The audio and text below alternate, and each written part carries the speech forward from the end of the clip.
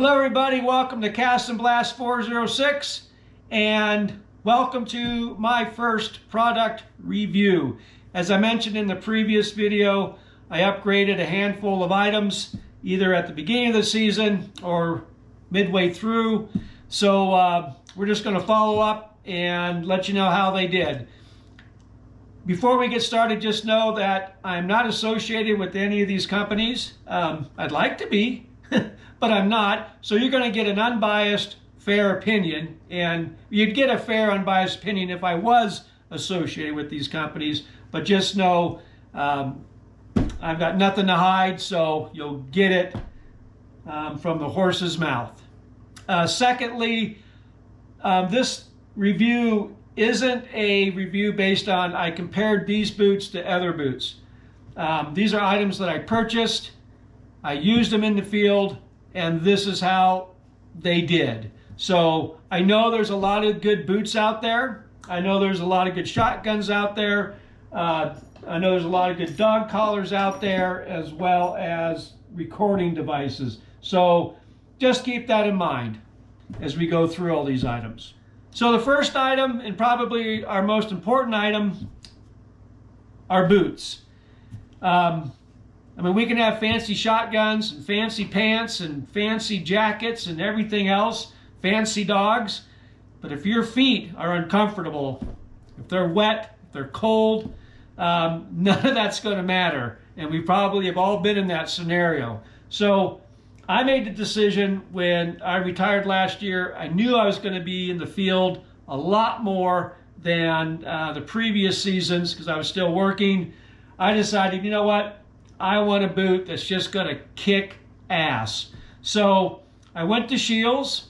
I linked up with one of their shoe experts, who's actually a really nice young kid, very knowledgeable. And I said, I want a boot that I can hunt in 8 hours a day through whatever Montana's going to throw at me.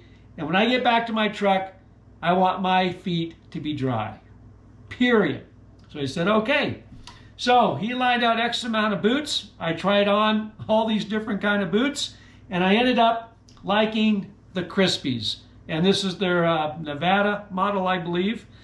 And I used these probably about 50 times this year during the season.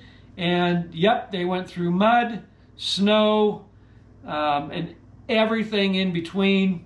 And every time I got back to my truck, my feet were dry. So the employee went over kind of maybe the finer details of the boots, how they're made, this and that, and that's fine. I'm not downplaying that, the importance of that.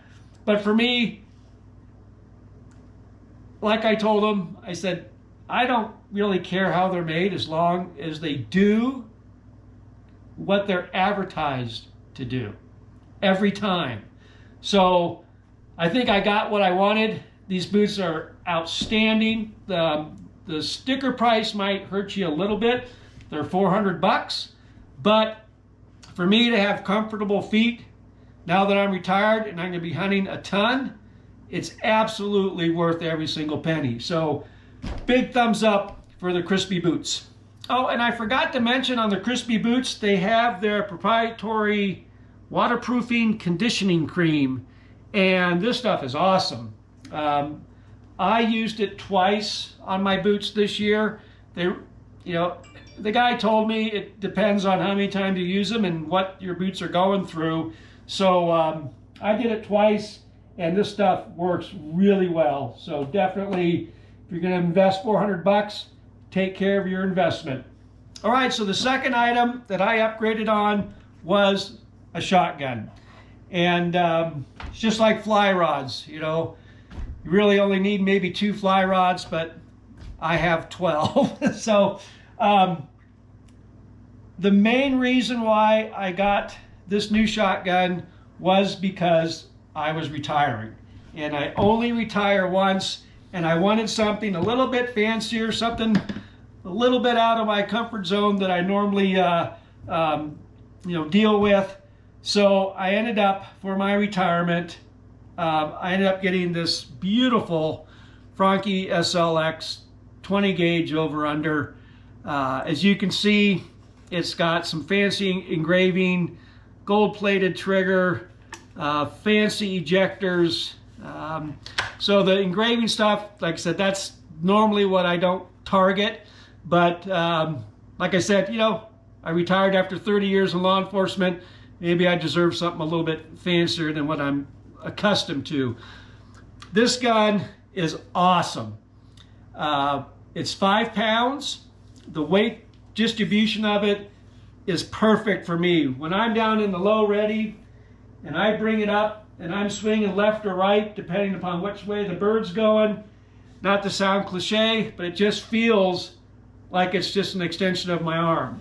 It just feels absolutely perfect. I shoot really well with it. I like the 28-inch barrel. My other shotguns are 26. I definitely shoot better with the 28. Though if you saw the previous video, I definitely had some a couple days that I didn't shoot very well, but that's not the shotgun's fault. That's my fault. But overall, love this gun. It might be a little sentimental towards it because it represents my retirement, but this is a fantastic shotgun.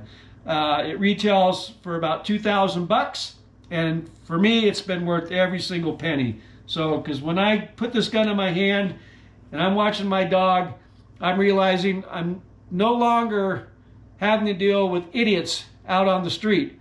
I'm watching my dog hunting birds, so the contrast is fairly obvious. So it brings me a lot of good feelings to have this gun. So big thumbs up for the Franchi SLX. Okay, so the third item that we're going to look at is the Garmin 200i GPS/e-collar system. The main reason why I went to this system over my old system, old collar, was because this 200i allows me to communicate via text message or emergency kind of SOS 911 underneath that orange tab when I am not in cell phone coverage. And I had an incident in December where I was probably going to have to spend the night in my truck with Peggy, and because the truck wasn't starting. I was in a nasty blizzard. I was 10 miles to town. There wasn't a ranch down the road that I could walk to knock on the door. I mean, I was stuck there. The good news is that my truck eventually started, and it was truly a miracle that it did that. But for the first hour, I was plotting on sleeping in the truck and getting everything ready. I had no way to communicate with my wife. So I can only imagine what would have been going through her mind. More likely she would have called, the sheriff's office. Search and rescue would have been activated. Then I'd have people out driving in this nasty blizzard looking for me, which I don't want that on my conscience. So I decided, you know what? I just don't want to, I didn't want to have to go through that again. And then I started thinking, the amount of times I'm out in the field now, I hunt 75% of the time by myself. And I know you don't know me from Adam, but when I hunt, I don't park my truck on the road and then just sit there in a wheat field. I'm hiking into the boonies to find birds. So I thought it would be a good idea to be able to communicate, in those situations where you need to communicate with someone.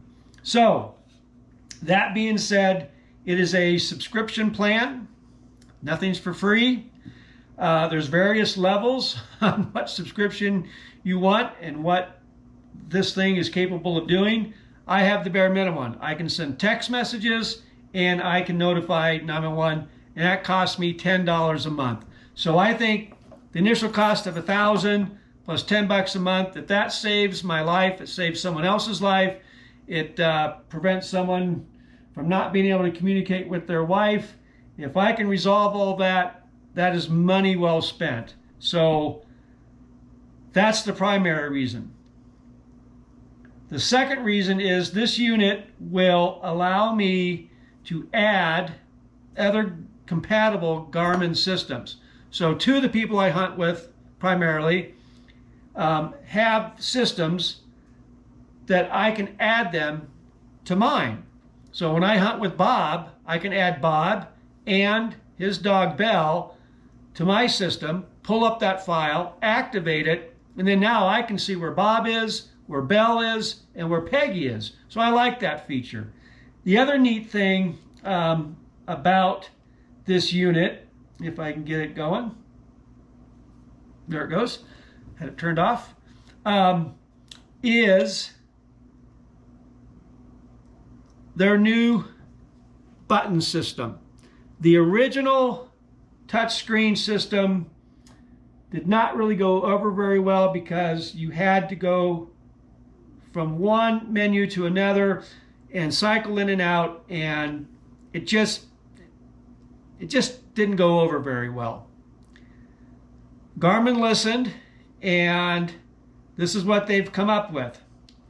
So if you see on the top of the screen, this is kind of a scrolling screen. So there I have my maps, and I have the compass for Peggy, and I have waypoints.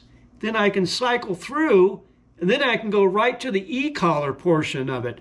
And there I have my tone, shock, vibrate, and then one more click, oops, I hit the wrong button, I can go to the light function on the collar. This scrolling menu is set up so you can add whatever you want. So you can customize it to the menu pieces that you like and that you're going to use all the time.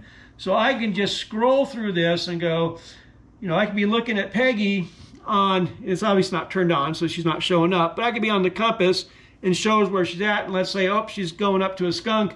Man, I can click real quick to her collar and, send her the tone, say, nah, get out of there. So the design and the functionality of this is really good. And I'm not techno savvy, so if I can do this thing, anybody can. The first night when you get it up and you're setting it up, you're like, geez, it's kind of a little intimidating. I did go on YouTube and looked at a few things and go, okay, that makes sense. So by the end of the next day, when I used it for the first time in the field with Peggy, I had it down packed, and I customized it to what I like and what I use all the time. So it's a great unit. It's a peace of mind. If anything, the quality of this is outstanding. It's a good unit. To me, it's worth $1,000. So big thumbs up for the Garmin 200i. Okay, and the last item we're going to cover is the GoPro. So it's up there, obviously. You all know what a GoPro looks like. The two main reasons why I switched to the GoPro 11 versus the 8, which was my older unit, was because the 8 did not record well in the cold. If it got below 20, it was real temperamental. It maybe record for 30 seconds, a minute, and just shut off. And I went on all the forums, so you got to keep it warm. And I go, well, that's not very practical bird hunting. Keep it in my pocket, and then Peggy go on point. And then I got to sit there and go, okay, Peggy, whoa, birds hold. I'm getting this thing out, getting it all hooked up. It just wasn't practical, and I wasn't going to go through those scenarios all day long. So I got the GoPro 11 because it has these new cold weather batteries. And I got the GoPro in December, so I haven't had it through a whole season yet, but the times I have had it out, these batteries work substantially better than the old system. So big thumbs up with that. The second reason I got it was because the GoPro 10 and 11 have a feature called hindsight, where I can set it at times where, let's say I'm going into a big coulee, you know, like it goes for maybe a mile, and I know there's birds in there.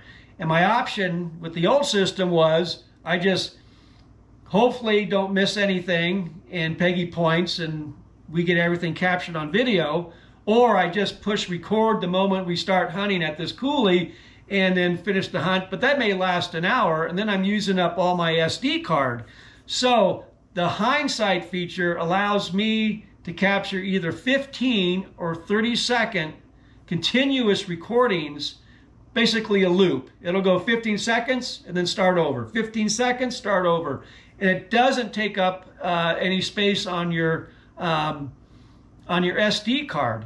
So if there's that moment where you know, Peggy maybe inadvertently flushes a bird and I get up and I shoot it, now it's being recorded, where the old system, it wasn't. So I was missing out on a lot of good shots. So this hindsight allows me to capture things 15 or 30 seconds in advance before I actually start the recording process on the new GoPro 11. So I like that feature. You know, something you're not going to use all the time, but like those times when you just, okay, I know there's birds in here and I don't want to miss anything. Boy, you just activate that hindsight and it's constantly recording for you without taking up your SD card. So that's a big plus. So otherwise, that's it, folks. So I hope the information was informative. Any question, comments, post away. The next issue, or not issue, the next video coming up is going to be my cast, blast, and cook. So it's getting there. It's a lot of stuff. So, but what a great day. It was a long day. It was a 20-hour day, and I'm not 30 anymore, so I won't be doing those too often. But boy, what a thrill to get up in the morning and go, oh, you know what, we're going to hunt. And then, you know what, in the afternoon, we're going to fish. And then in the evening, you know what, we're going to go back to the cabin and cook what we got in the field earlier that day. So, boy, if you can do that, I think life's pretty darn good. So it's a great video. So just stay tuned for that. I'll get it out here shortly. Otherwise, everyone take care. Thanks for watching, and we'll see you soon.